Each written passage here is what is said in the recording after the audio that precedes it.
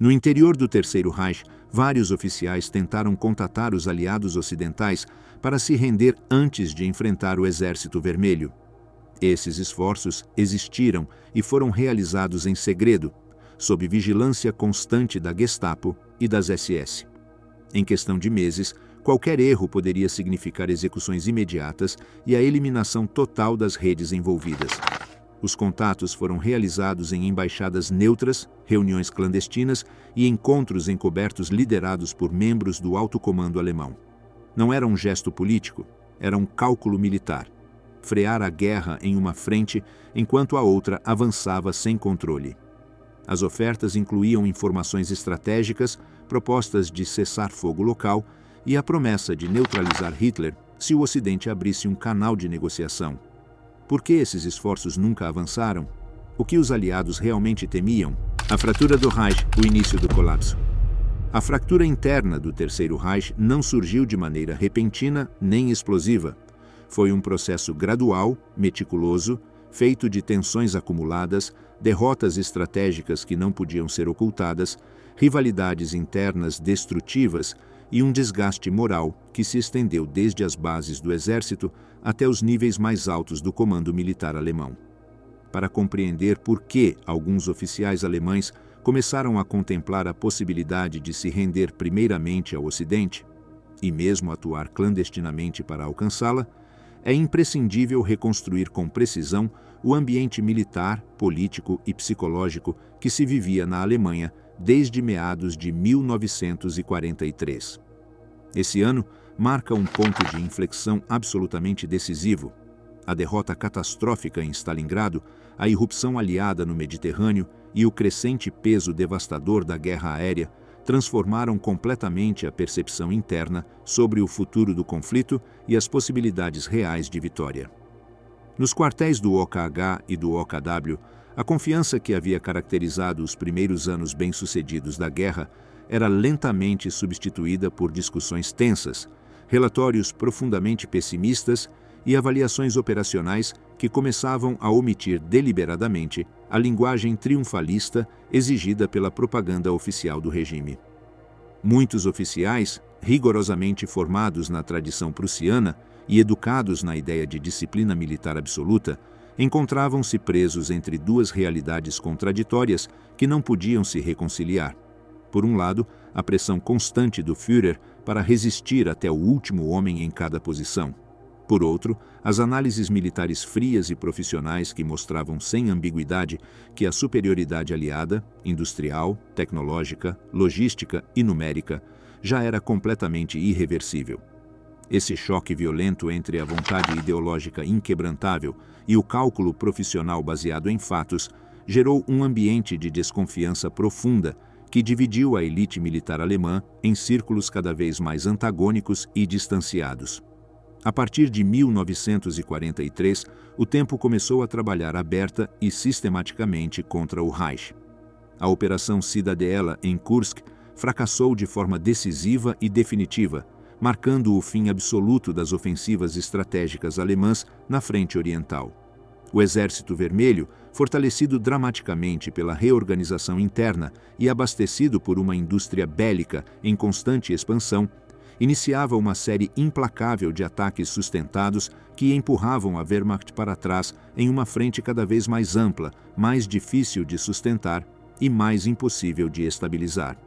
A oeste, a guerra aérea adotou uma nova dimensão aterradora.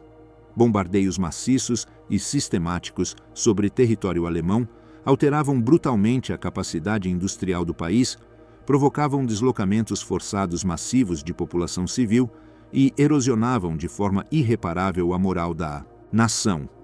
A visão de uma derrota antes absolutamente impensável começou a filtrar-se tanto em diários privados quanto em comentários discretos dentro dos círculos mais reservados do poder militar.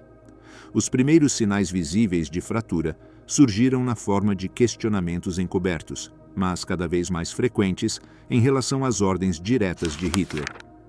Muitos generais notaram com alarme que o Führer intervenha cada vez mais nos detalhes operacionais mais específicos da guerra, emitindo diretrizes estratégicas que ignoravam por completo a realidade logística concreta ou as características físicas do terreno onde deveriam ser executadas.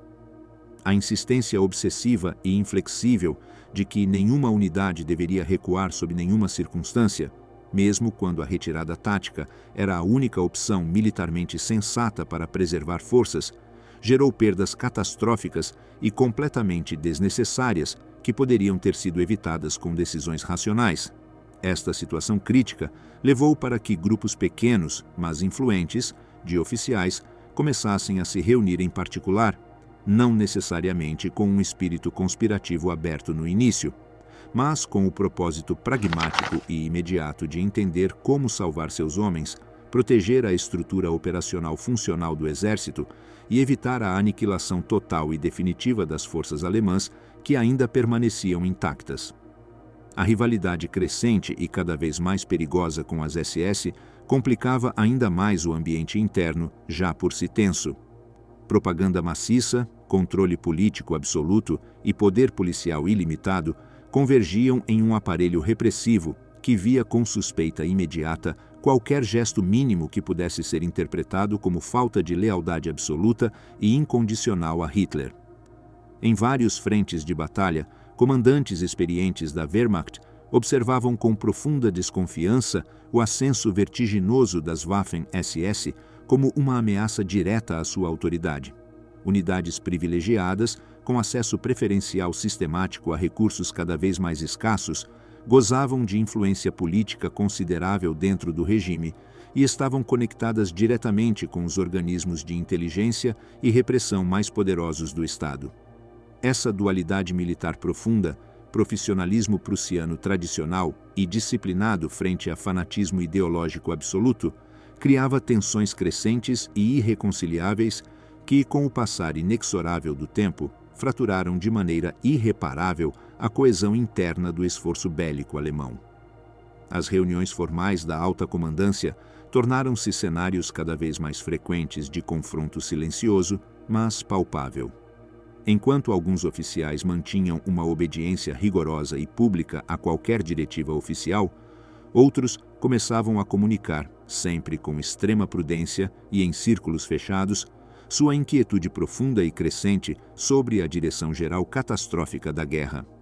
Entre estes últimos, surgiram figuras-chave que depois participariam ativamente em manobras clandestinas arriscadas, homens que, sem renunciar formalmente ao serviço militar ou abandonar suas posições, buscavam desesperadamente alternativas viáveis diante do abismo que se abria diante deles. O que unia esses oficiais dispersos não era necessariamente uma rejeição moral profunda ao nazismo em termos puramente ideológicos, embora alguns efetivamente a tivessem, mas a convicção compartilhada e cada vez mais urgente de que continuar lutando sob as condições irracionais impostas por Hitler equivalia sem dúvida a uma sentença de morte coletiva para a Alemanha como nação organizada. Do ponto de vista inflexível do regime, qualquer mínimo indício de divergência era considerado automaticamente uma ameaça existencial direta. A Gestapo e o SD intensificaram dramaticamente sua vigilância constante sobre os círculos profissionais militares, interceptando sistematicamente comunicações privadas, abrindo arquivos secretos detalhados sobre funcionários civis e militares de todos os rangos e monitorando com obsessão qualquer contato potencialmente suspeito com representantes do estrangeiro. A atmosfera de medo era absolutamente palpável mesmo dentro dos corredores mais protegidos do Ministério da Guerra. Muitos oficiais inteligentes aprenderam rapidamente a expressar suas críticas fundamentais por meio de comentários cuidadosamente ambíguos ou linguagens cifradas improvisadas em conversas privadas extremamente controladas. No entanto, apesar do risco mortal evidente e constante, cada vez mais vozes internas questionavam abertamente entre si as decisões estratégicas fundamentais de Hitler.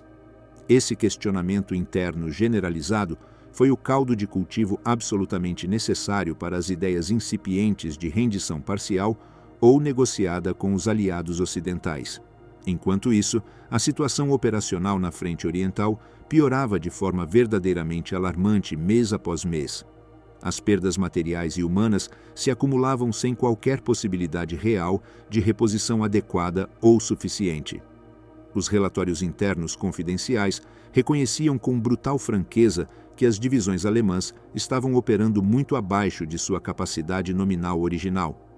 O exército alemão estava completamente exausto em todos os sentidos. Faltavam veículos operativos, faltavam substitutos humanos treinados, faltavam suprimentos básicos essenciais e até mesmo faltavam comandantes experientes verdadeiramente capazes de coordenar operações militares complexas. A máquina militar alemã, que havia surpreendido completamente o mundo em 1939 e 1940, havia perdido irreversivelmente seu impulso inicial devastador. Essa degradação operacional constante levou vários oficiais lúcidos a considerar seriamente que a única forma realista de evitar a destruição total do país era reorientar completamente o conflito, buscando ativamente uma saída negociada viável com os aliados ocidentais para se concentrar exclusivamente e com todas as forças disponíveis em deter o avanço implacável soviético em direção ao território alemão. A ideia estratégica não era completamente nova em si mesma, mas, em 1943, adquiriu uma urgência estratégica sem precedentes históricos. Alguns generais visionários temiam profundamente que, se o Exército Vermelho penetrasse de forma profunda e sustentada em território alemão, as consequências seriam completamente inimagináveis para a população. A brutalidade extrema e documentada da guerra no leste, as represálias violentas acumuladas durante longos anos de conflito absolutamente devastador e o conhecimento preciso e aterrador dos crimes sistemáticos cometidos por unidades alemãs contra a população civil faziam com que a perspectiva concreta de cair em mãos soviéticas fosse percebida universalmente como equivalente a uma condenação de morte coletiva inevitável. Em suas análises internas mais francas e realistas, um acordo diplomático viável com os anglo-americanos parecia não apenas uma opção estrategicamente razoável, mas a única via prática verdadeiramente eficaz para preservar algum tipo de futuro político viável para a Alemanha como Estado funcional na pós-guerra.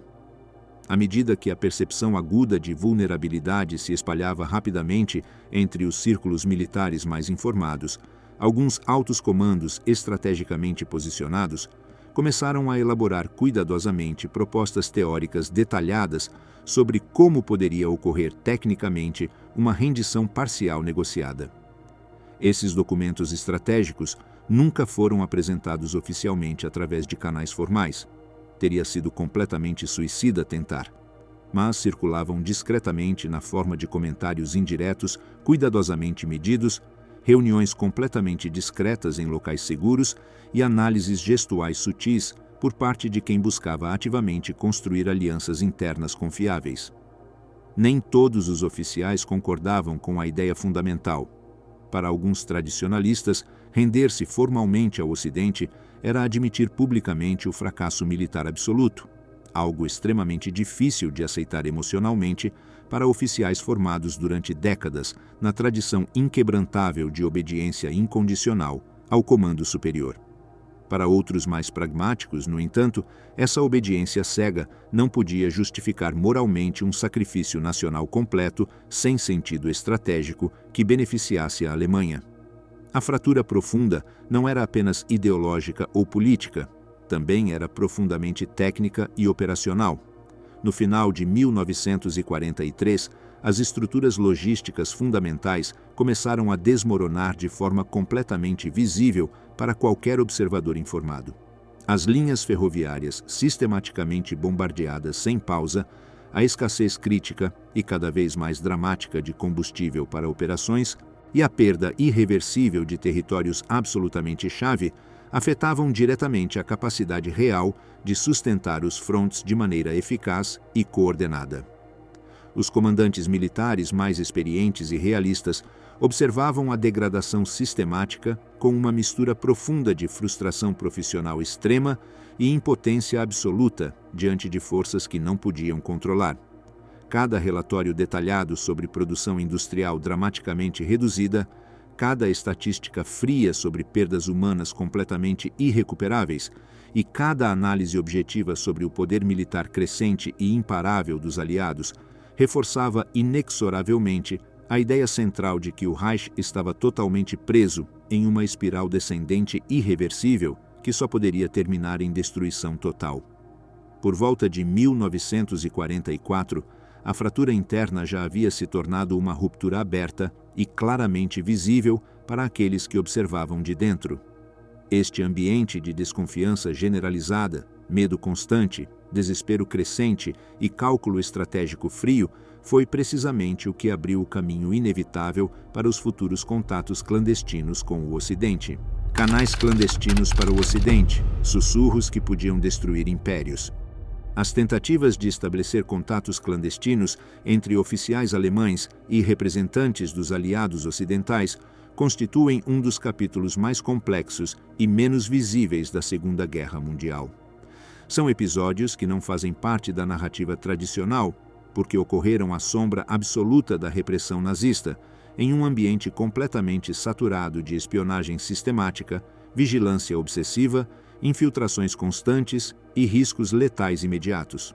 No entanto, esses canais secretos sim existiram de forma documentada e foram impulsionados por setores específicos do exército alemão, do Ministério das Relações Exteriores, da Abwehr e até mesmo por diplomatas que atuavam por conta própria sem autorização oficial. Não respondiam a um plano unificado centralizado, mas sim a uma multiplicidade de iniciativas paralelas e descoordenadas, quase sempre completamente improvisadas, impulsionadas pela urgência crescente e pela convicção profunda de que o Reich estava se dirigindo inevitavelmente para uma catástrofe total. Para compreender esses contatos clandestinos, é necessário reconstruir cuidadosamente o contexto diplomático específico que os tornou tecnicamente possíveis. No início da guerra, a Alemanha mantinha relações relativamente fluidas e funcionais com países neutros estrategicamente localizados, como a Suíça, a Suécia, Portugal, a Espanha, a Turquia e o Vaticano. À medida que o conflito se intensificou dramaticamente, esses territórios neutros se tornaram zonas cinzentas extremamente complexas, onde convergiam constantemente espiões profissionais, diplomatas credenciados, agentes comerciais encobertos e militares que transitavam sob coberturas oficiais e extraoficiais cuidadosamente construídas. A neutralidade formal nesses países era extraordinariamente frágil. Todos estavam completamente saturados de inteligência britânica, americana, alemã e soviética, operando simultaneamente. Este ambiente delicado facilitou diretamente a existência de contatos indiretos discretos, encontros aparentemente casuais e negociações exploratórias que não poderiam ser realizadas em nenhum outro lugar do mundo em guerra. A Suíça rapidamente se tornou um dos cenários mais importantes para esses contatos secretos. Em Berna e Zurique, missões diplomáticas formais e redes de inteligência encobertas operavam oficialmente de ambas as partes do conflito. Aqui, intermediários alemães profundamente aterrorizados, com o risco de serem descobertos, se reuniam cautelosamente em cafés discretos, hotéis cuidadosamente selecionados ou casas privadas absolutamente confiáveis, sempre cuidando obsessivamente para que seus movimentos não despertassem suspeitas imediatas da vigilância alemã.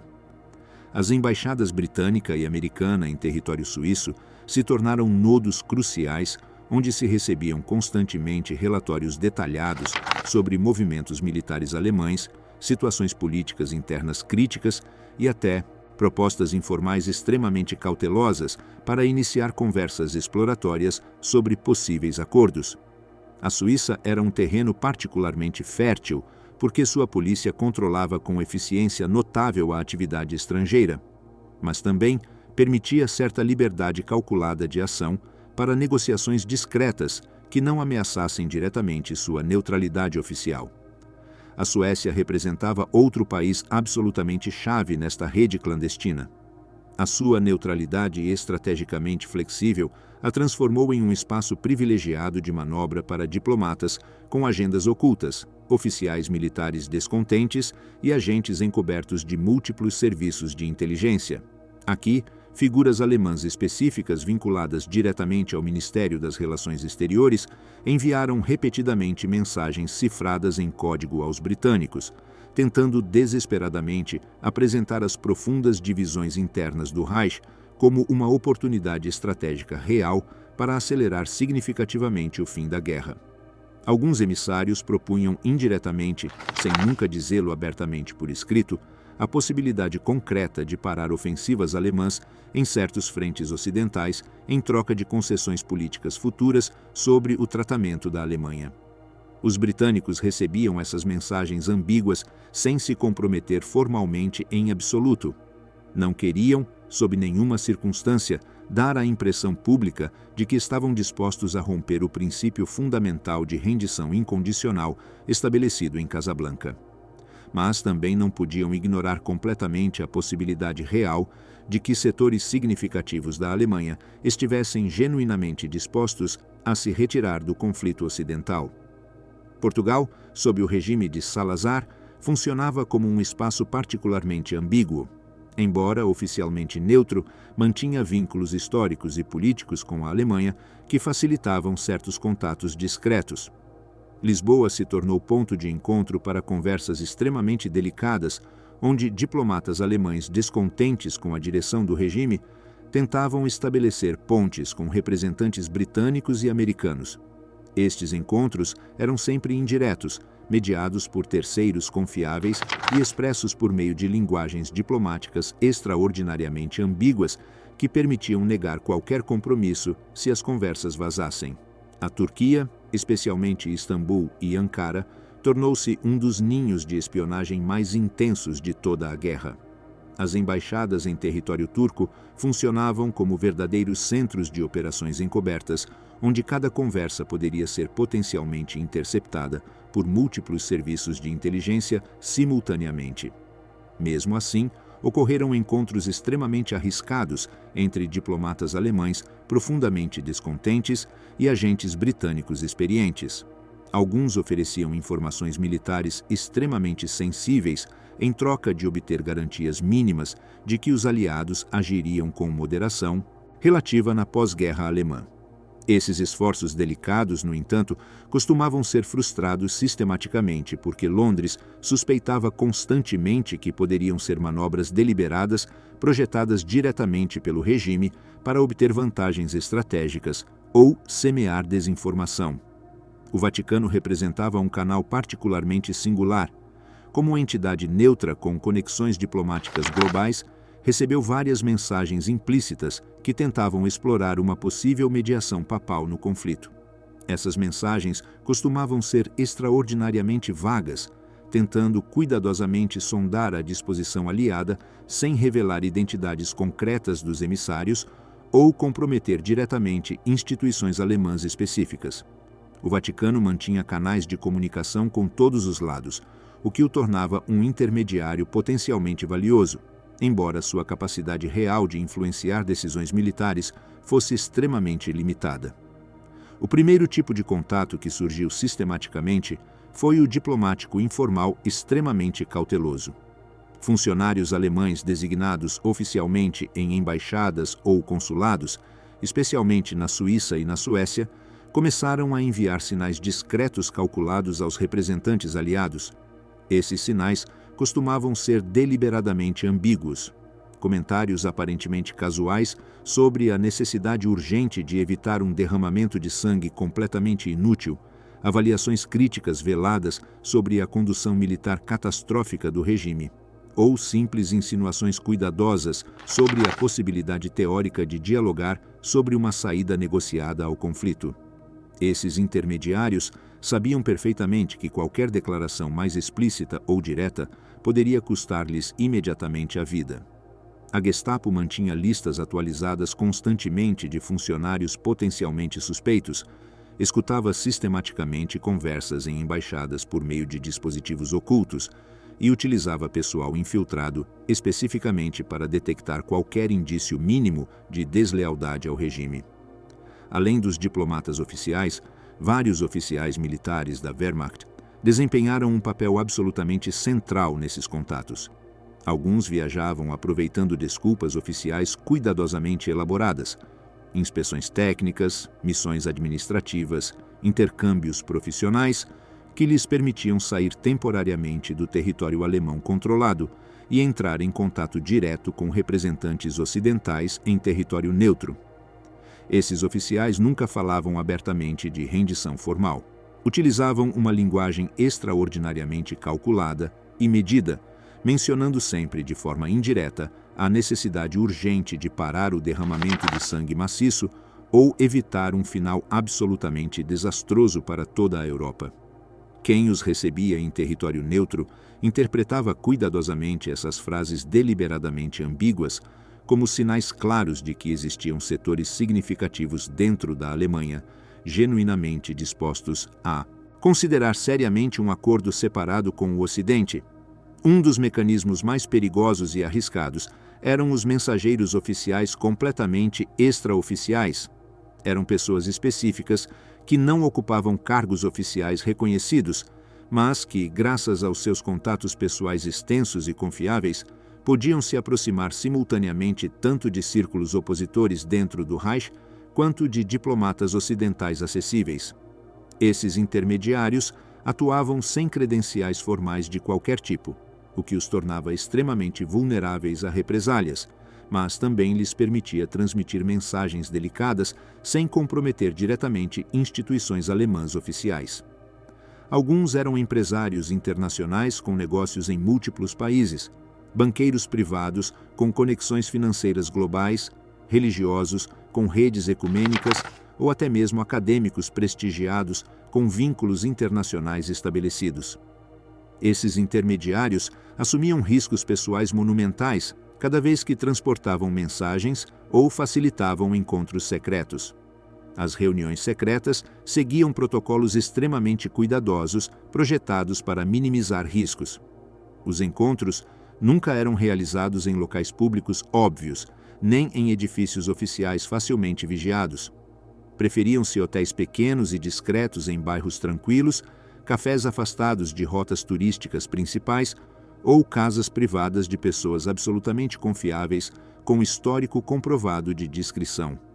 Os participantes chegavam separadamente, utilizando rotas diferentes, e nunca levavam documentos comprometedores por escrito. As conversas eram mantidas deliberadamente ambíguas, utilizando linguagens cifradas improvisadas ou referências indiretas que permitiam negar qualquer conteúdo comprometedores se a reunião fosse descoberta.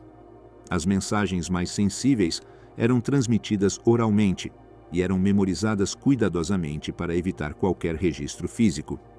O tipo de informação que os emissários alemães ofereciam aos aliados era extraordinariamente valiosa do ponto de vista da inteligência militar. Forneciam avaliações detalhadas sobre a capacidade militar real alemã, muito diferente dos números propagandísticos oficiais. Descreviam o estado moral interno profundamente degradado das tropas, especialmente na frente oriental, onde o desgaste era absoluto. Ofereciam análises técnicas sobre a situação logística catastrófica, incluindo escassez crítica de combustível, munições e substituições humanas. Alguns forneciam até mesmo informações específicas sobre movimentos de tropas planejados, mudanças no comando e tensões internas entre diferentes ramos do aparato militar alemão. Essas informações buscavam demonstrar aos aliados que os emissários eram fontes genuínas e confiáveis, não agentes de desinformação.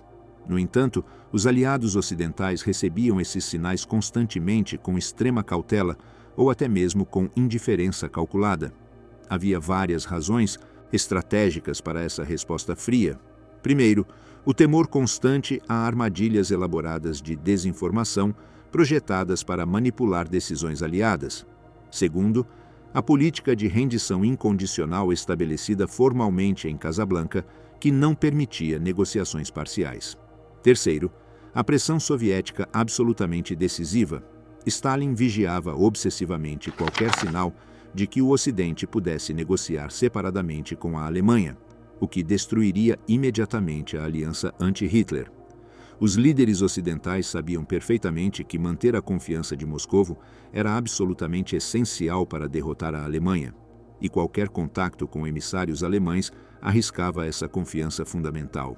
Os riscos para aqueles que participavam nesses contatos eram absolutamente letais e onipresentes. A vigilância do SD sobre diplomatas e oficiais era sistemática e implacável. Comunicações telefônicas eram interceptadas rotineiramente, correspondência privada era aberta e analisada, movimentos pessoais eram seguidos discretamente. Qualquer comportamento suspeito gerava relatórios imediatos que podiam desencadear prisões sem aviso prévio. As prisões por suspeita não exigiam provas concretas, bastava uma denúncia anônima ou um relatório ambíguo para que a Gestapo agisse violentamente. Muitos emissários simplesmente desapareceram sem julgamento formal, executados secretamente ou enviados a campos de concentração, onde morriam sem deixar rastro oficial. Apesar de todas essas dificuldades monumentais e riscos mortais constantes, os contatos clandestinos continuaram existindo porque representavam para muitos a última esperança desesperada de evitar a destruição total da Alemanha. Esses intentos demonstram que existia uma fratura profunda e real no aparelho do Reich, e que alguns setores buscavam ativamente alternativas diferentes à visão apocalíptica de Hitler. Oster, Canaris e a rede secreta. Os fios invisíveis do alto comando. A Abwehr, o serviço de inteligência militar alemão, representou durante anos uma anomalia profunda dentro do aparato do Terceiro Reich. Enquanto organismos como a Gestapo e o SD evoluíam sistematicamente para instrumentos de repressão ideológica absoluta, a Abwehr conservou, em seus níveis mais altos e estratégicos, um caráter profundamente prussiano, profissional e desconfiado do fanatismo crescente do regime. Desse contraste fundamental surgiu a rede clandestina, que, liderada por figuras como Hans Oster e Wilhelm Canaris, se tornou um dos núcleos principais da oposição militar interna organizada. Seu objetivo nunca foi simples nem direto: frear Hitler por qualquer meio disponível, proteger o exército do desastre estratégico iminente e, chegado o momento crítico, estabelecer vínculos secretos viáveis com os aliados ocidentais para evitar que a Alemanha se afundasse completamente na destruição total e definitiva. Para compreender a magnitude real desta rede clandestina, é necessário analisar detalhadamente os seus principais arquitetos operacionais. Wilhelm Canaris, chefe da Abwehr desde 1935, era um oficial naval experiente, com uma intuição política extremamente desenvolvida e uma capacidade notável para manobrar em ambientes hostis. Embora, em aparências públicas, mantivesse uma relação funcional perfeitamente correta com o regime, internamente desconfiava profundamente do curso catastrófico que Hitler imprimia ao país. Em seus escritórios discretos em Tirpitzufer, em Berlim, Canaris dirigia um serviço de inteligência que atuava simultaneamente em dois planos completamente diferentes: um oficialmente dedicado à coleta de informações estratégicas para o Estado-Maior e outro muito mais discreto e perigoso, no qual se moviam oficiais que compartilhavam preocupações profundas sobre o rumo autodestrutivo do Reich. Canaris sabia perfeitamente que a Abwehr estava constantemente e de perto vigiada pelo SD de Himmler, que rivalizava diretamente com sua agência pelo controle absoluto da espionagem alemã. Essa rivalidade institucional gerou um clima de tensão permanente em que qualquer movimento suspeito poderia ser interpretado imediatamente como deslealdade. E mesmo assim, a Abwehr se tornou deliberadamente um espaço protegido de resistência encoberta. Canaris era um homem extremamente complexo e difícil de decifrar completamente. Sua carreira militar tinha sido brilhante e sua lealdade aparente ao Estado alemão era inquestionável em termos formais. No entanto, à medida que observava como o regime nazista arrastava a Alemanha para um abismo moral e estratégico, começou a agir de forma cada vez mais ambígua. Não era um revolucionário ideológico nem um ativista político declarado. Era um oficial conservador que entendia que a sobrevivência da Alemanha como nação organizada dependia de deter Hitler. Seu estilo operacional era indireto, cauteloso, sempre coberto por camadas de ambiguidade que lhe permitiam negar qualquer participação direta se fosse necessário. Esta prudência extrema lhe permitiu sobreviver durante anos em um ambiente onde a mais mínima suspeita poderia ser letal. Hans Oster, general de divisão e um dos homens mais próximos de Canaris, foi o verdadeiro motor operativo da oposição ativa dentro da Abwehr. Diferente de Canaris, cujo estilo era mais indireto e calculado, Oster impulsionava ações concretas e diretas para frear o regime de qualquer maneira possível. Era um oficial que via na guerra uma ameaça existencial absoluta para a Alemanha e que considerava firmemente que o único caminho possível era a eliminação física de Hitler. Seu escritório na Abwehr tornou-se um ponto de encontro clandestino onde se reuniam regularmente oficiais profissionais, diplomatas descontentes, pastores luteranos comprometidos, juristas militares críticos e membros da aristocracia alemã que compartilhavam o desejo urgente de pôr fim à situação antes que fosse tarde demais. Oster estava disposto a agir, mesmo quando as possibilidades de sucesso eram mínimas, e sua determinação inquebrantável o levou a participar de conspirações que podiam custar-lhe a vida a qualquer momento. Sua coragem pessoal era extraordinária, mas também sua compreensão de que o tempo se esgotava rapidamente. A rede clandestina que estes homens construíram meticulosamente dentro da Abwehr operava mediante compartimentos estanques extremamente rigorosos. Ninguém conhecia toda a estrutura completa, e apenas alguns poucos indivíduos cuidadosamente selecionados tinham acesso a informações completas sobre as operações.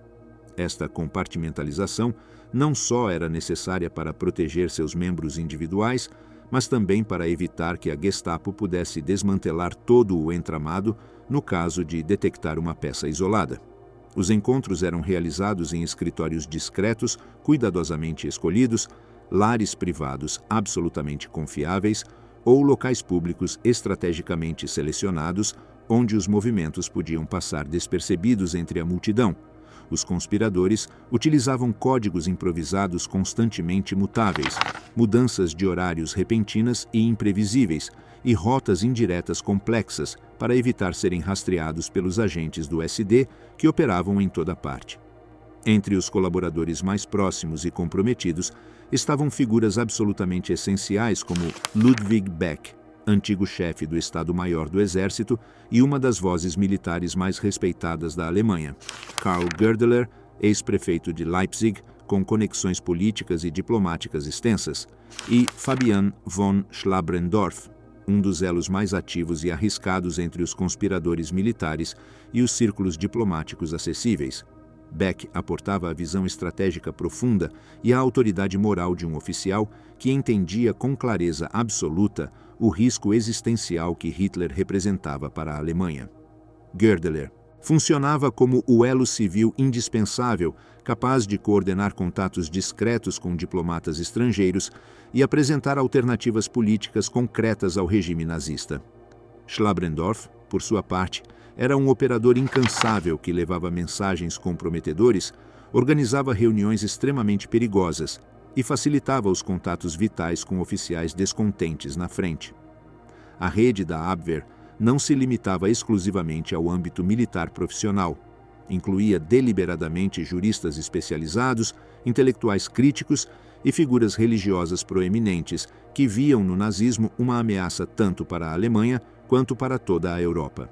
Entre eles, destacava-se especialmente Dietrich Bonhoeffer, um teólogo luterano brilhante que se tornou um participante absolutamente chave graças às suas conexões internacionais extensas e sua credibilidade moral indiscutível.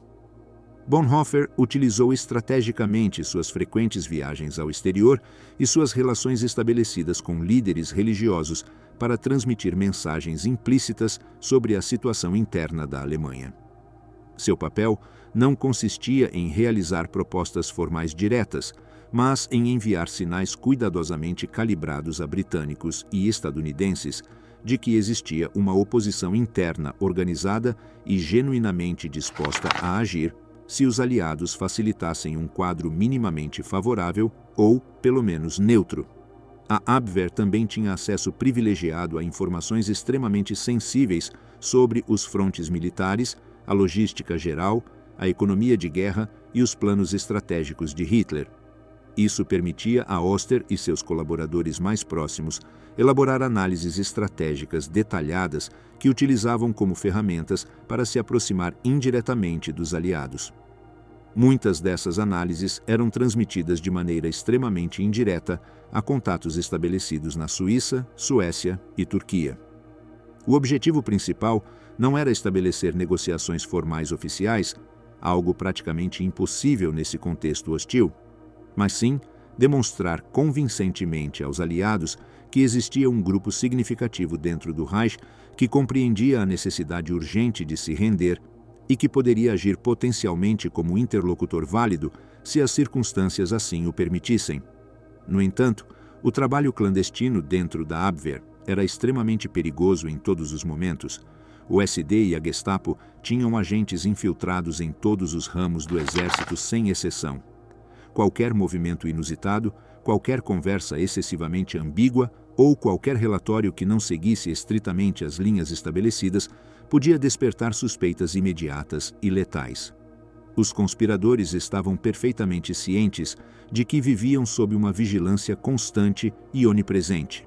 Sabiam que, se fossem descobertos, seriam presos imediatamente sem aviso, interrogados por meio de tortura sistemática e executados sem nenhum julgamento formal. Mesmo assim, continuavam operando porque acreditavam firmemente que a alternativa era deixar que a Alemanha caísse em um abismo do qual não poderia se recuperar jamais. As tensões institucionais entre a Abwehr e o SD cresceram dramaticamente à medida que a guerra avançava. Himmler via em Canaris um rival direto perigoso e suspeitava constantemente que a Abwehr estava completamente cheia de elementos politicamente pouco confiáveis. Em 1943, após a derrota catastrófica em Stalingrado, o SD intensificou significativamente sua vigilância sobre a agência, interceptou comunicações sistematicamente, interrogou oficiais suspeitos e aumentou a pressão constante sobre os círculos de Canaris. Esta vigilância opressiva obrigou os conspiradores a ocultar ainda mais cuidadosamente suas ações. Muitos dos planos que eram discutidos na Abwehr nunca eram registrados por escrito para evitar que documentos incriminatórios caíssem em mãos erradas e desencadeassem purgas imediatas. Um dos episódios mais delicados e definitivos nos quais a rede participou foi a conspiração do 20 de julho de 1944. Embora esse atentado pertença cronologicamente a outro momento histórico, a rede organizada por Oster e Canaris constituiu grande parte da estrutura operacional que o tornou possível. Antes dessa data crítica, esses conspiradores haviam idealizado múltiplos planos para prender Hitler, substituir completamente o governo e estabelecer um contato imediato e direto com os aliados ocidentais. Sabiam perfeitamente que uma rendição negociada só seria viável se o Führer desaparecesse definitivamente do poder. Muitos dos análises estratégicos que elaborava a Abwehr incluíam propostas detalhadas sobre como reorganizar o país, como desmobilizar parte da frente e como abrir conversas diretas com Londres e Washington. Os contatos clandestinos da Abwehr com os aliados eram sempre extremamente cuidadosos e deliberadamente ambíguos. As mensagens raramente eram explícitas ou diretas. Em ocasiões, consistiam em relatórios técnicos que incluíam avaliações estratégicas cuidadosamente disfarçadas.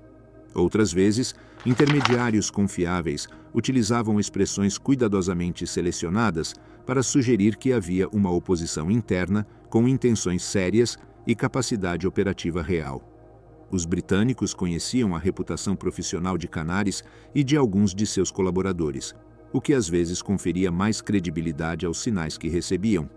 No entanto, em Londres estavam convencidos de que qualquer negociação separada com setores do alto comando alemão provocaria um choque direto com a União Soviética. Esta convicção estratégica limitava severamente a capacidade dos conspiradores de estabelecer um canal mais sólido e operativo. Um dos aspectos mais interessantes desta rede clandestina era sua notável diversidade interna. Nem todos os participantes tinham as mesmas motivações pessoais. Alguns eram profundamente antinazistas por convicção moral e consideravam que o regime havia traído completamente os valores tradicionais da Alemanha. Outros eram oficiais pragmáticos que viam na guerra uma loucura estratégica que destruiria o país de forma irreversível. E um terceiro grupo buscava preservar a estrutura militar do Reich para evitar uma ocupação total e manter alguma capacidade de negociação. Apesar dessas diferenças significativas, a rede operava com um mínimo de coesão devido à liderança moral e operacional de figuras como Oster, que servia como eixo moral e operacional indispensável. A Abwehr também forneceu informações cruciais sobre a evolução do conflito, relatórios sobre a fraqueza crítica da frente oriental, sobre a situação política explosiva em Berlim e sobre as tensões crescentes entre as diferentes ramificações do exército foram transmitidos, de forma sempre indireta, aos aliados. Em alguns casos específicos, esses relatórios permitiram que os britânicos antecipassem movimentos alemães ou avaliariam com maior precisão o grau de decomposição interna do Reich.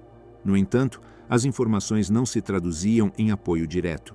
Os aliados aceitavam os dados, mas se mantinham absolutamente firmes em sua postura. Só aceitariam uma rendição total e incondicional. A queda da Abwehr começou definitivamente em 1944, quando o SD conseguiu reunir indícios suficientes para convencer Hitler de que a agência estava infiltrada por conspiradores perigosos. O golpe decisivo chegou imediatamente após o atentado do 20 de julho. A investigação posterior revelou conexões indiretas, mas claras, entre alguns oficiais da Abwehr e os conspiradores principais. Isso levou à prisão imediata de Oster, à destituição definitiva de Canaris e ao desmantelamento quase total da estrutura clandestina. A agência foi absorvida completamente pelo SD, o que permitiu a Himmler eliminar um dos últimos redutos de oposição dentro do aparato de segurança do Reich. A repressão após a queda da Abwehr foi absolutamente brutal. Oficiais que haviam colaborado em maior ou menor medida foram presos, executados sem julgamento ou enviados a campos de concentração, onde morreram sem deixar rastro. Muitos morreram imediatamente, vítimas de represálias sem qualquer processo legal. O desaparecimento desta rede deixou o Reich sem um canal clandestino viável para contatar os aliados. A partir desse momento trágico, as tentativas de negociação se fragmentaram completamente e ficaram nas mãos de oficiais isolados, sem uma estrutura central que coordenasse as iniciativas. Embora a rede de Oster e Canaris não tenha alcançado seus objetivos finais, sua existência demonstra que dentro do aparelho militar alemão havia setores que compreendiam o perigo do curso que Hitler impôs ao país e que estavam dispostos a arriscar suas vidas para mudá-lo. O dilema ocidental, quando o inimigo teme a sua rendição. O dilema dos aliados ocidentais diante dos contatos clandestinos provenientes do interior do Reich constitui um dos aspectos mais delicados e menos compreendidos da guerra diplomática que se desenvolveu paralelamente ao conflito militar. Para Londres e Washington, cada sinal que vinha da Alemanha, seja um comentário ambíguo em uma reunião informal ou uma mensagem transmitida através de canais neutros, representava uma carga política completamente distinta da que enfrentavam no campo de batalha. O simples fato de que existissem grupos dentro da Alemanha buscando se aproximar do Ocidente obrigava os aliados a considerar uma gama complexa de cenários que, se fossem manejados de forma imprudente, poderiam desestabilizar gravemente a aliança anti-Hitler ou mesmo prolongar a guerra de maneira imprevisível. Este capítulo descreve como os líderes ocidentais, principalmente Churchill e Roosevelt, processaram esses sinais, como os avaliaram dentro do quadro estratégico da guerra e por que os rejeitaram ou os ignoraram, mesmo quando pareciam oferecer um caminho viável para encurtar o conflito. Para entender o dilema ocidental, é fundamental recordar que desde a Conferência de Casablanca, realizada em janeiro de 1943, os aliados adotaram uma política absolutamente clara: a rendição incondicional da Alemanha. Esta decisão não foi simplesmente um gesto intimidatório concebido para a propaganda. Foi uma declaração formal de que nenhuma negociação parcial seria aceita sob nenhuma circunstância, e que qualquer acordo deveria incluir a dissolução completa do regime nazista e a ocupação total do território alemão. A política visava evitar deliberadamente a repetição da experiência traumática de 1918, quando o fim abrupto da Primeira Guerra Mundial permitiu que a Alemanha mantivesse uma estrutura estatal intacta e acabou alimentando o mito destrutivo da facada nas costas. Para Churchill e Roosevelt, uma vitória ambígua era a semente inevitável de um conflito futuro. Queriam garantir que a Alemanha fosse completamente derrotada, ocupada e reeducada antes de permitir qualquer forma de reconstrução política. Este princípio fundamental condicionou absolutamente todas as respostas ocidentais aos contatos clandestinos. Mesmo quando diplomatas e agentes aliados recebiam sinais provenientes de oficiais alemães aparentemente genuínos, estavam obrigados a interpretá-los exclusivamente através deste quadro político inflexível. Se abrissem a porta para uma negociação parcial, corriam o imenso risco de enviar uma mensagem contraditória tanto à Alemanha quanto à União Soviética. Este último ponto era absolutamente crucial. O exército soviético estava realizando o maior esforço bélico da guerra na frente oriental e suportando perdas humanas completamente inimagináveis. Qualquer mínima insinuação de que o Ocidente considerava uma paz separada poderia destruir instantaneamente a aliança estratégica que sustentava toda a luta contra Hitler. A pressão soviética era constante, onipresente e extremamente intensa. Stalin observava cuidadosamente cada movimento diplomático ocidental, temendo profundamente que a Alemanha tentasse negociar uma saída com os britânicos ou os americanos para se livrar da frente oriental e concentrar todas as suas forças contra a União Soviética.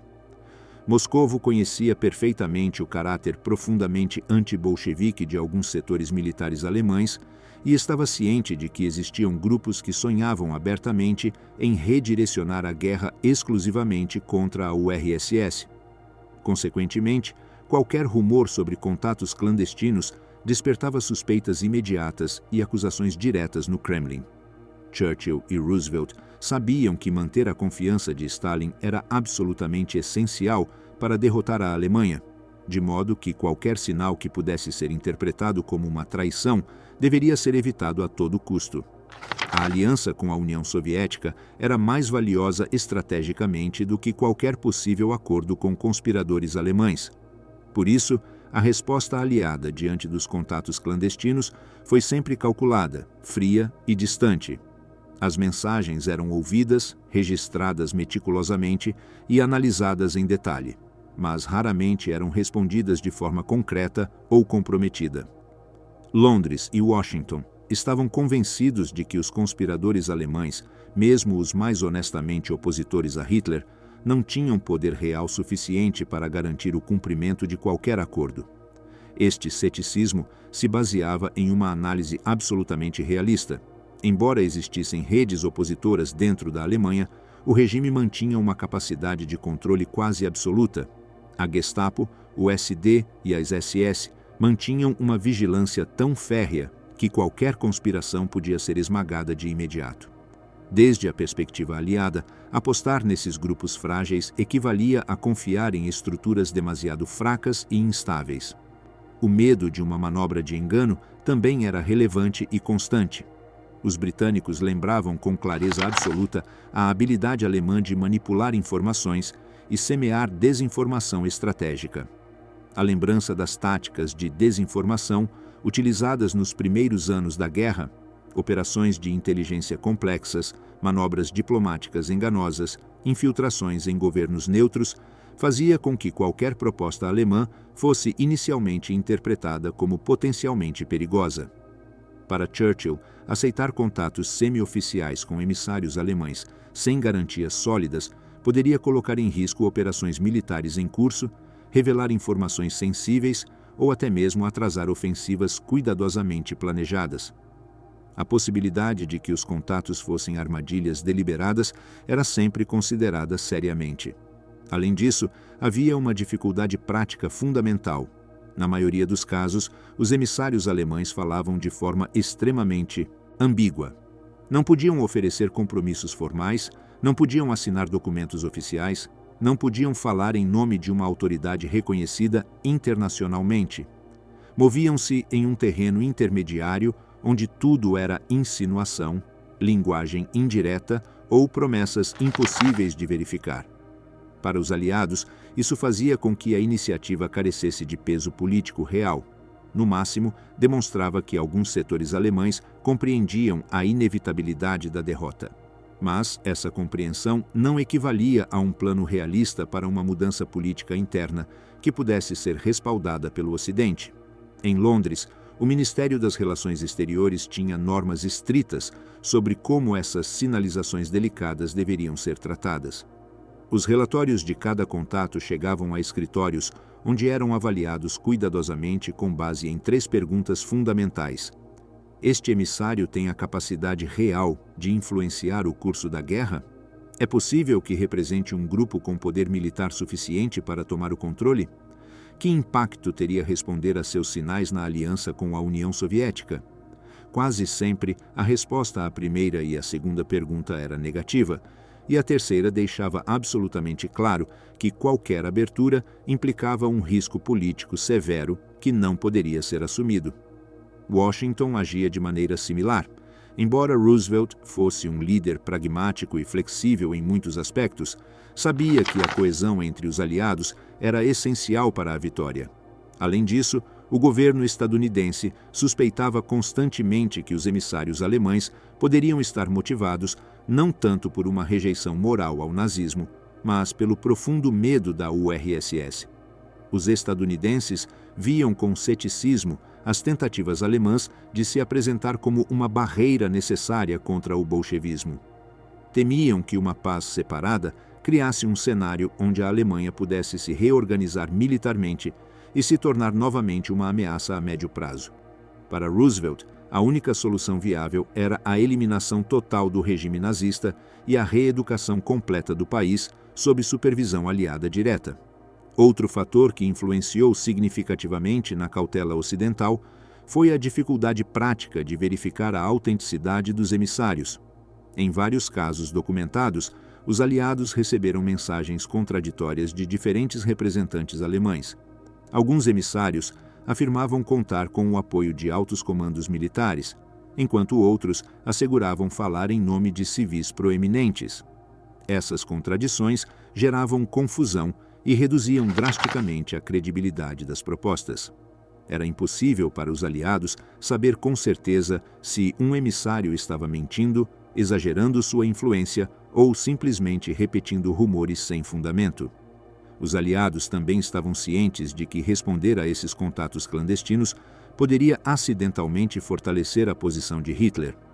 O regime poderia utilizar qualquer fragmento de informação, inclusive uma conversa não conclusiva, para afirmar que os ocidentais buscavam dividir a coalizão anti-Hitler. Isso poderia alimentar a propaganda e reforçar a ideia de que a Alemanha deveria resistir para evitar a destruição total às mãos soviéticas. Além disso, se Hitler suspeitasse das atividades dos conspiradores, desencadearia purgas internas brutais que dificultariam ainda mais qualquer possibilidade de um levante interno efetivo. O dilema mais dramático ocorreu precisamente em torno do atentado do 20 de julho de 1944. Os conspiradores haviam imaginado um cenário em que, após eliminar Hitler, poderiam contactar imediatamente os aliados para negociar um cessar-fogo e estabelecer um novo governo.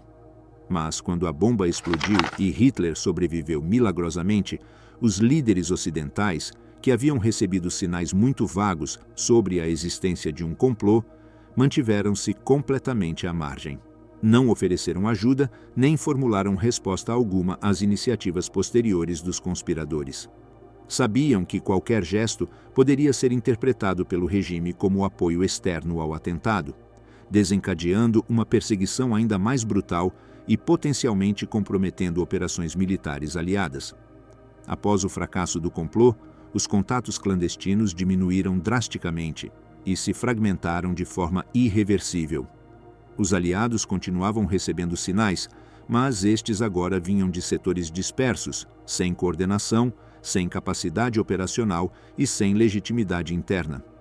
Para Churchill e Roosevelt, esse cenário demonstrava que os conspiradores alemães haviam sido completamente incapazes de modificar a estrutura do Reich.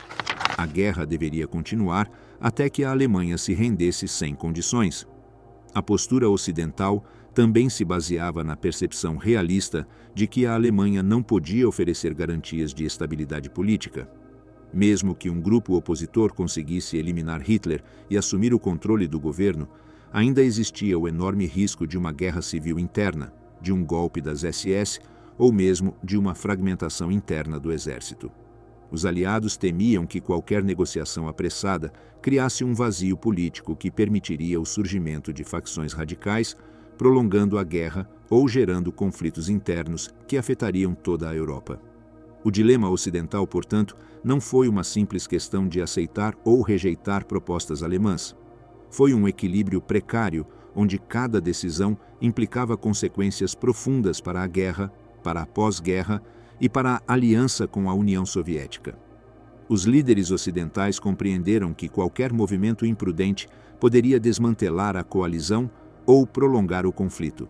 Por isso, responderam sempre com extrema cautela, mantendo distância mesmo quando sabiam que dentro da Alemanha existiam grupos dispostos a agir. O colapso do plano e a corrida para o oeste, repressão e rendições desesperadas. A bomba que explodiu na sala de conferências de Rastenburg no 20 de julho de 1944 não só falhou em matar Hitler, destruiu a última possibilidade de que existisse uma infraestrutura conspirativa capaz de negociar com o Ocidente. A repressão que se seguiu foi imediata, massiva e impiedosa. Em questão de horas, a Gestapo começou prisões sistemáticas que se estenderam durante semanas.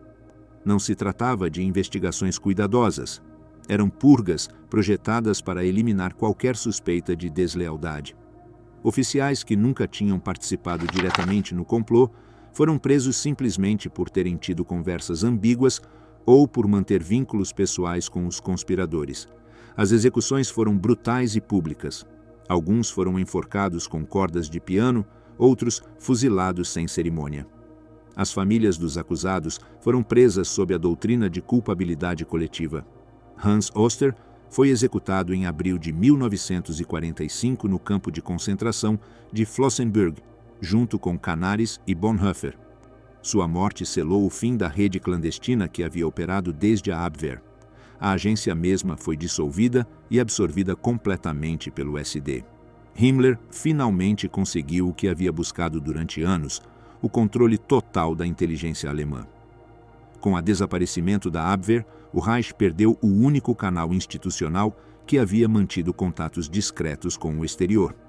A partir desse momento, não restou nenhuma estrutura capaz de coordenar uma aproximação séria aos aliados. O que seguiu foi um caos fragmentado onde cada comandante agia por iniciativa própria, sem direção central, sem plano e sem esperança de sucesso diplomático. Enquanto a repressão interna consumia os restos da oposição, a frente militar desmoronava a uma velocidade catastrófica. No leste, o Exército Vermelho avançava com uma força imparável. A Operação Bagration, lançada em junho de 1944, havia destruído completamente o grupo de exércitos centro-alemão. Divisões inteiras desapareceram em questão de dias. Para janeiro de 1945, as forças soviéticas haviam cruzado o Vístula e se aproximavam rapidamente do Oder, o último rio importante antes de Berlim. A velocidade do avanço soviético gerou pânico absoluto tanto nas forças militares quanto na população civil. Milhões de alemães começaram a fugir para o oeste, carregando o pouco que podiam levar, atravessando caminhos congelados sob bombardeios constantes. No oeste, a situação não era menos desesperadora. Depois do fracasso da ofensiva das Ardenas em dezembro de 1944, a Wehrmacht perdeu qualquer capacidade de sustentar uma defesa coerente. As forças americanas e britânicas cruzaram o Reno em março de 1945, penetrando profundamente no território alemão. O Reich estava sendo esmagado de ambos os lados. A falta de combustível paralisava as operações. Divisões inteiras ficavam imobilizadas sem poder se deslocar. Os suprimentos não chegavam. As linhas de comunicação estavam cortadas. Muitas unidades operavam sem ordens claras, sem saber quais frentes deviam defender ou se deviam recuar. Neste contexto caótico, as ordens de Hitler tornaram-se completamente irreais. Desde o bunker de Berlim, ele emitia diretivas exigindo contraofensivas com divisões que já não existiam. Ordenava a defesa de posições que haviam sido abandonadas dias atrás e proibia qualquer recuo tático. Para muitos comandantes na frente, essas ordens deixaram de fazer sentido. Sabiam que obedecê-las apenas aumentava o sofrimento de seus homens sem alterar o resultado final. Alguns começaram a ignorá-las tacitamente, tomando decisões locais destinadas a salvar vidas em vez de prolongar uma resistência sem sentido. O medo de cair nas mãos soviéticas era onipresente. Os soldados alemães tinham participado ou sido testemunhas da brutalidade da guerra no leste. Sabiam que as represálias seriam terríveis. Os rumores sobre o tratamento aos prisioneiros alemães por parte do Exército Vermelho circulavam constantemente. Esse medo impulsionou uma decisão coletiva não coordenada: fugir para o oeste. Unidades inteiras começaram a se mover em direção às linhas americanas e britânicas, desobedecendo ordens diretas de permanecerem em posição. Comandantes locais facilitavam esses movimentos, ordenando revezamentos estratégicos que, na realidade, eram deserções em massa disfarçadas. Na Prússia Oriental, a situação alcançou níveis de desespero absolutos. A população civil tentava escapar por terra e mar. O porto de Pilau se tornou cenário de evacuações caóticas, onde milhares tentavam embarcar em barcos rumo ao oeste. Alguns desses barcos foram afundados por submarinos soviéticos, causando perdas massivas. Na Silésia, colunas intermináveis de refugiados marchavam sob temperaturas abaixo de zero, perseguidos pelo avanço soviético. Muitos morreram congelados nas estradas. As tropas alemãs que tentavam cobrir a retirada civil estavam completamente sobrecarregadas. Alguns oficiais tomaram a decisão de abandonar posições defensivas para escoltar civis até zonas mais seguras. À medida que o Reich se fragmentava, começaram a ocorrer rendições locais. Estas não eram negociações políticas nem acordos diplomáticos. Eram capitulações desesperadas de comandantes que buscavam evitar combates desnecessários. Em várias cidades do oeste, guarnições alemãs enviaram emissários sob bandeiras brancas para as linhas aliadas. Ofereciam rendição sem resistência em troca de garantias mínimas de tratamento. Os americanos e britânicos aceitavam essas rendições porque facilitavam seus avanços e reduziam baixas próprias. Não havia cerimônias formais nem documentos complexos. Simplesmente grupos de soldados entregando armas e marchando em direção a campos de prisioneiros. Um dos casos mais representativos ocorreu no Ruhr. A região industrial mais importante da Alemanha ficou completamente cercada por forças estadunidenses em abril de 1945. Dentro do bolso, ficaram presos mais de 300 mil soldados alemães sob o comando do marechal de campo Walter Model. Hitler ordenou resistência absoluta. Model sabia que a ordem era impossível de cumprir.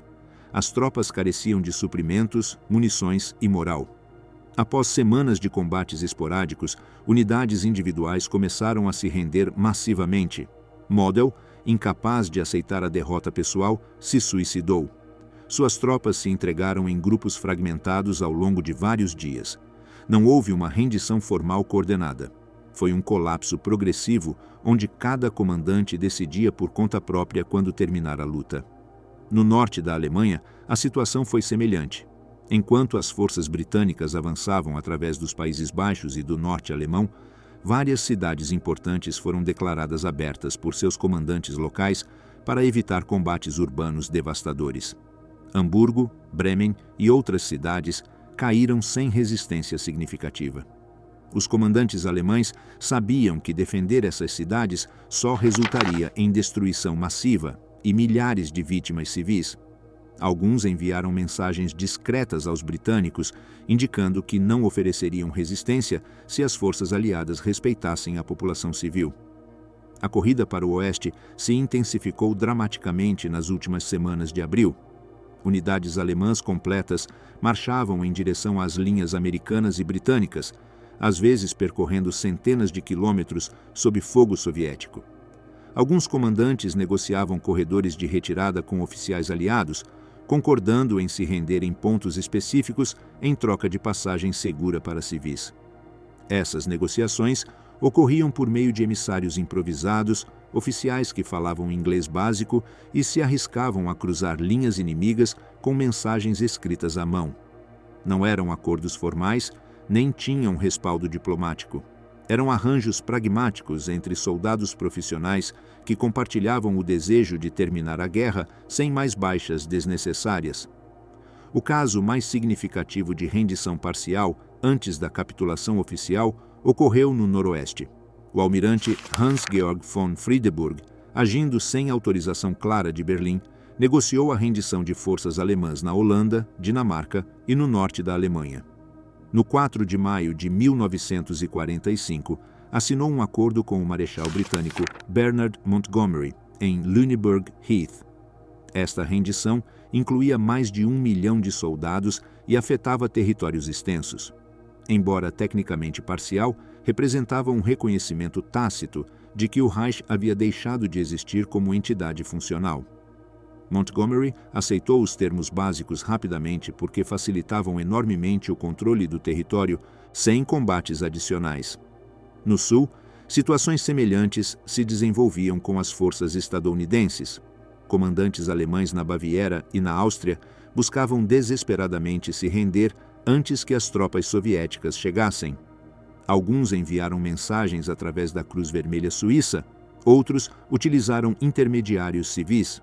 Os estadunidenses respondiam caso a caso, aceitando rendições que não comprometiam operações em andamento. Essas capitulações fragmentadas aceleraram o colapso final, mas também revelaram o caos absoluto em que o comando alemão havia caído. Enquanto isso, em Berlim, Hitler continuava emitindo ordens do bunker. Exigia execuções imediatas de comandantes que se rendiam, ordenava contra-ataques com exércitos fantasmas e prometia armas milagrosas que nunca chegaram. Sua desconexão com a realidade era total. Os poucos oficiais que ainda recebiam suas ordens as ignoravam ou as cumpriam apenas nominalmente. O Reich havia se tornado uma ficção sustentada unicamente pelo terror das SS e pela inércia de uma estrutura que já não podia funcionar. No dia 7 de maio de 1945, o general Alfred Jodl assinou a rendição incondicional em Reims perante representantes aliados. No dia seguinte, a cerimônia se repetiu em Berlim diante de oficiais soviéticos. Estas assinaturas formalizaram o que já havia ocorrido nos fatos. O Reich havia deixado de existir semanas antes. O que se seguiu não foi uma rendição ordenada, mas uma desintegração contínua. Milhões de soldados alemães continuavam se rendendo em grupos desorganizados durante dias. Alguns comandantes na Tchecoslováquia e na Áustria resistiram até meados de maio antes de capitular finalmente. O fim do Reich não foi um ato diplomático nem uma negociação estruturada. Foi um caos total onde a autoridade central havia desaparecido, onde cada comandante agia por conta própria e onde a única prioridade era sobreviver. As tentativas originais de estabelecer contatos clandestinos com o Ocidente para negociar uma rendição ordenada haviam morrido com a Abwehr. O que restou foi pura desesperação militar. Rendições fragmentadas, fugas massivas e um colapso estrutural que arrastou a Alemanha para a ocupação total. A história das tentativas secretas de rendição alemã para o Ocidente revela uma das contradições mais profundas da Segunda Guerra Mundial. Desde 1943 até 1945, setores significativos do exército alemão, da Abwehr e do corpo diplomático compreenderam que a guerra estava perdida. Tentaram estabelecer pontes com britânicos e estadunidenses, ofereceram informações sensíveis, arriscaram suas vidas em conspirações perigosas e buscaram desesperadamente evitar a destruição total da Alemanha. No entanto, cada uma dessas tentativas colidiu com uma realidade estratégica inflexível. Os aliados não estavam dispostos a negociar sob nenhuma, Circunstância. Esta negativa não foi arbitrária nem ideológica no sentido estrito. Foi uma decisão calculada, baseada na experiência histórica, na necessidade de manter a aliança com a União Soviética e na convicção de que apenas uma derrota total poderia garantir a paz futura. Os conspiradores alemães, por sua vez, careciam do poder real necessário para mudar o curso dos acontecimentos. Operavam em um regime que os vigiava constantemente, que executava qualquer suspeito e que mantinha um controle repressivo absoluto até o último dia. O fracasso dessas tentativas deixou a Alemanha sem alternativas. Quando o Reich finalmente colapsou em 1945, aconteceu da pior maneira possível, sem um governo funcional, sem capacidade de negociação, sob ocupação militar total e com milhões de vítimas adicionais que uma rendição precoce poderia ter evitado. A tragédia não residiu apenas no fato de que as tentativas falharam, mas que falharam inevitavelmente. As fraturas internas do Reich nunca foram suficientemente profundas e a desconfiança dos aliados nunca foi suficientemente flexível. Entre essas duas realidades, a Alemanha marchou em direção à sua destruição total.